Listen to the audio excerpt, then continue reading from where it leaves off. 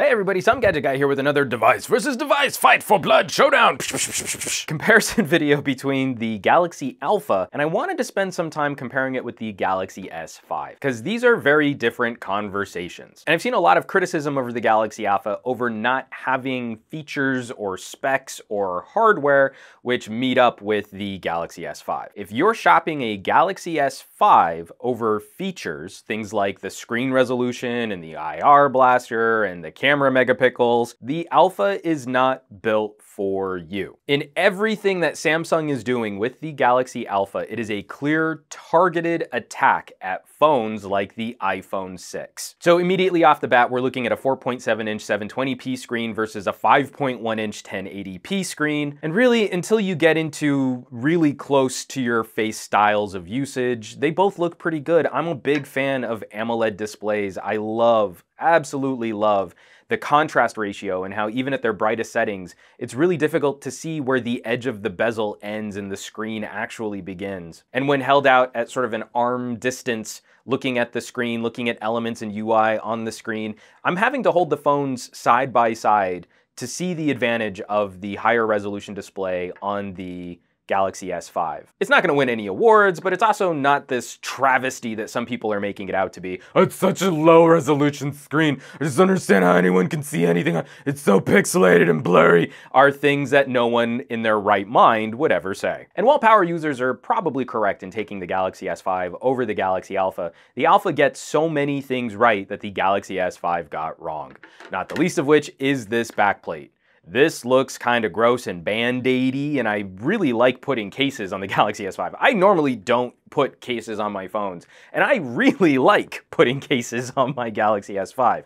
Galaxy Alpha, I am going to be keeping naked, and even in just refining the design language. It's just nice to see that Samsung has learned from their mistakes on the Galaxy S5 in making the Galaxy Alpha look nicer and cleaner. Plus, I just think it's really interesting that they are borrowing some of the bulgier edges on the Alpha. They're borrowing that from phones like the Galaxy S5 Active. So instead of having just a regular rounded corner, they've got this little lump.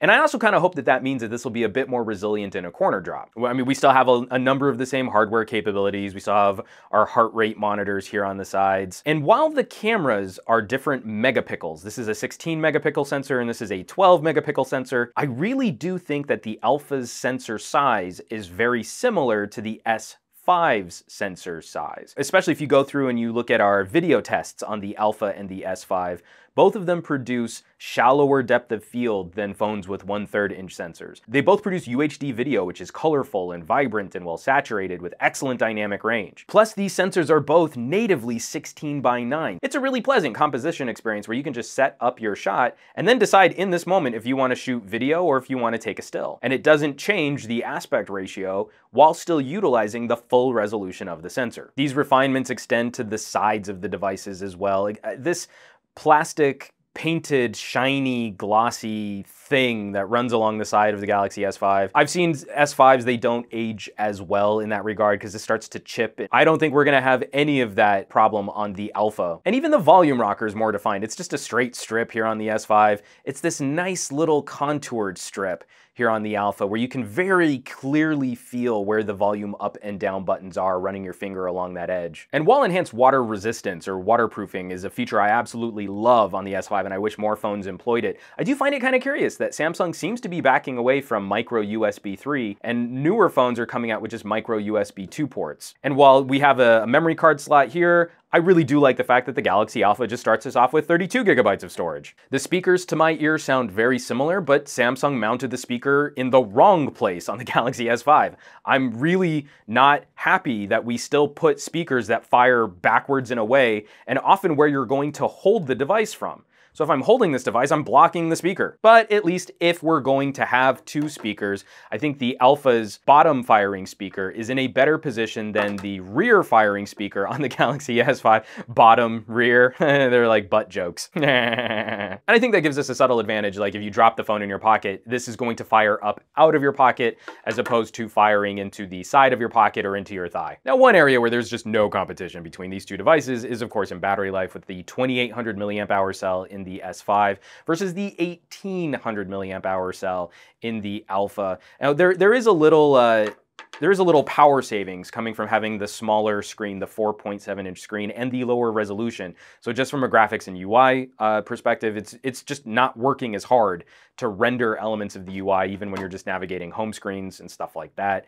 But really, you're just not going to make up the difference on a physically larger battery. We've been running out of options for a premium or premier smaller form factor device, and the Alpha comes running back into that market segment. Is it a big market segment? No, I think a minority of smartphone users, a statistical minority of smartphone users really care about things like that kind of ergonomic attention. The iPhone 6 has increased in size to also a 4.7-inch display, and it's really just the Galaxy Alpha and the Sony Xperia Z3 Compact. If you were to hold a gun to my head, I would probably take the Alpha over the S5, even given some of the compromises on things like waterproofing, resolution on the camera, and battery life. But I really want to hear from you folks, especially in terms of where we might go with future Samsungs. If you're already rocking a Galaxy S5, then there's absolutely no reason why you should switch. If you're shopping a new phone and you're looking at different aspects of what you might like in a new phone, then I think that's an interesting conversation to have too. So I really want to hear from you folks. Definitely drop me some comments down below this video. These are the kind of conversations I love getting into. As always, folks, thanks so much for watching my videos, subscribing to my channel, sharing my videos. You guys have been out in force, sharing my videos on social networking. I see Twitter posts every day, and I cannot thank you enough. It makes it so much more fun to share all of this tech goodness with you fine folks. Hit that thumbs up button, and I will catch you all on the next review.